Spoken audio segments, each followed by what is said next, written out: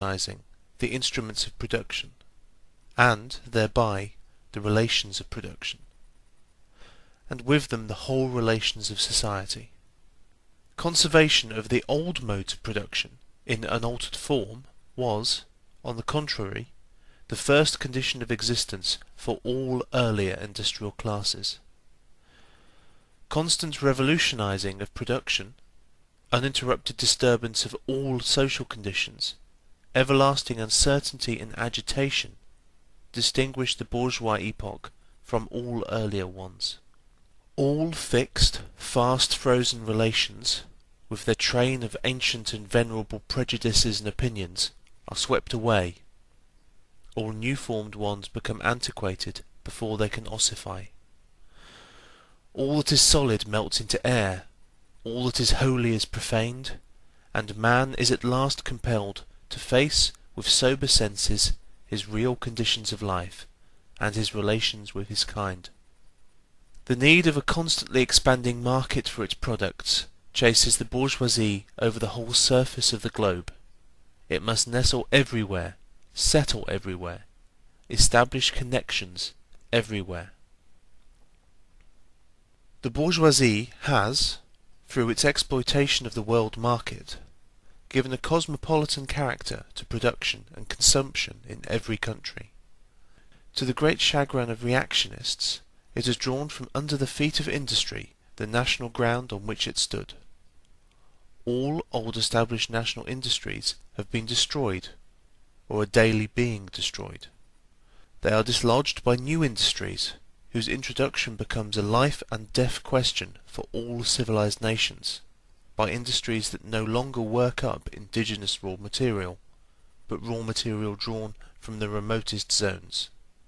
Industries whose products are consumed, not only at home, but in every quarter of the globe. In place of the old wants, satisfied by the productions of the country, we find new wants, requiring for their satisfaction the products of distant lands and climes. In place of the old local and national seclusion and self-sufficiency, we have intercourse in every direction, universal interdependence of nations.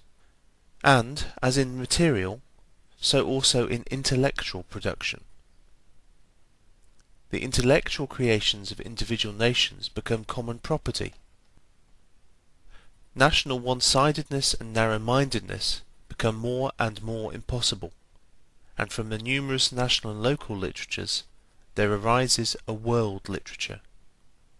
The bourgeoisie, by the rapid improvement of all instruments of production, by the immensely facilitated means of communication, draws all, even the most barbarian, nations into civilization.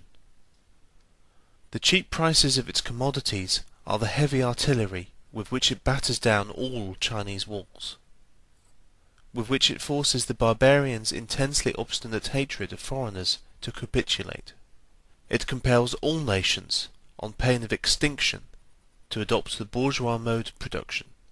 It compels them to introduce what it calls civilization into their midst, i.e., to become bourgeois themselves. In one word, it creates a world after its own image. The bourgeoisie has subjected the country to the rule of the towns. It has created enormous cities, has greatly increased the urban population as compared with the rural, and has thus rescued a considerable part of the population from the idiocy of rural life. Just as it has made the country dependent on the towns, so it has made barbarian and semi-barbarian countries dependent on the civilized ones. Nations of peasants on nations of bourgeois, the East on the West. The bourgeois keeps more and more doing away with the scattered state of the population, of the means of production, and of property. It has agglomerated production, and has concentrated property in a few hands. The necessary consequence of this was political centralization. Independent, or but loosely connected provinces, with separate interests, laws, governments, and systems of taxation, became lumped together into one nation with one government, one code of laws, one national class interest, one frontier, and one customs tariff. The bourgeoisie, during its rule of scarce 100 years, has created more massive and more colossal productive forces than have all preceding generations together. Subjection of nature's forces to man, machinery, application of chemistry to industry and agriculture, steam navigation, railways, electric telegraphs, clearing of whole continents for cultivation, canalization of rivers, whole populations conjured out of the ground. What earlier century had even a presentiment that such productive forces slumbered in the lap of social labour? We see then the means of production and of exchange, on whose foundation the bourgeoisie built itself up, were generated in feudal society. At a certain stage in the development of these means of production and of exchange, the conditions under which feudal society produced and exchanged, the feudal organization of agriculture and manufacturing industry, in one word, the feudal relations of property, became no longer compatible with the already developed productive forces. They became so many fetters. They had to be burst asunder. They were burst asunder. Into their place stepped free competition, accompanied by a social and political constitution adapted to it, and by the economical and political sway of the bourgeois class. A similar movement is going on before our own eyes. Modern bourgeois society, with its relations of production, of exchange, and of property, a society that has conjured up such gigantic means of production and of exchange, is like the sorcerer who is no longer able to control the powers of the netherworld whom he has called up by his spells.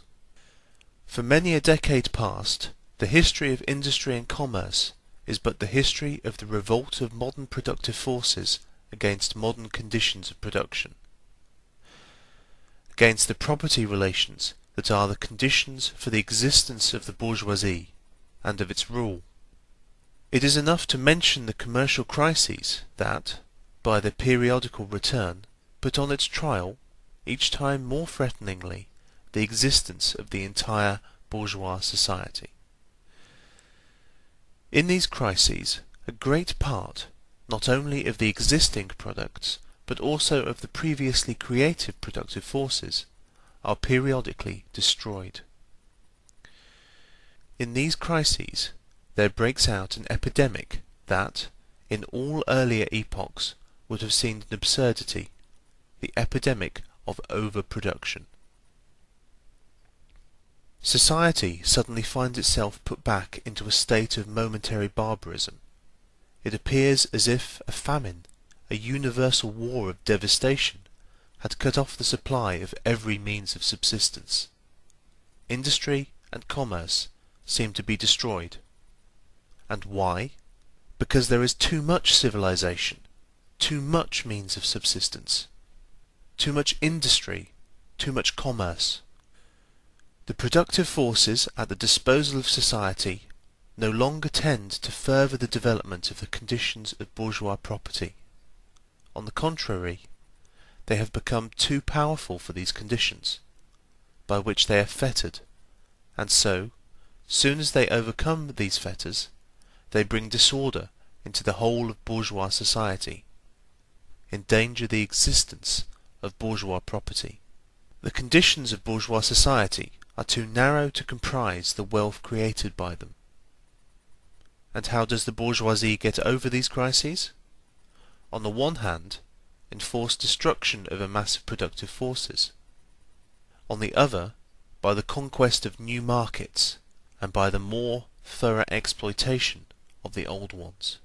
That is to say, by paving the way for more extensive and more destructive crises, and by diminishing the means whereby crises are prevented. The weapons with which the bourgeoisie felled feudalism to the ground are now turned against the bourgeoisie.